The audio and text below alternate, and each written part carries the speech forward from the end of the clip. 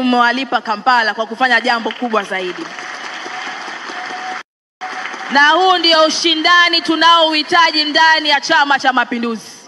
Na huu ndio ushindani tunautaka kutoka kwa vijana. Tushindane kwenye vitu vyenye tija. Tushindane kwa afya. Moja akifanya hili, mpongeza, lakini wewe jaribu tena kumpa competition, ufanye vizuri zaidi. Nalojulikana kwa jina la Samia First Time Voters. Wote turudie. Samia First Time Voters. Kwa mara nyingine turudie.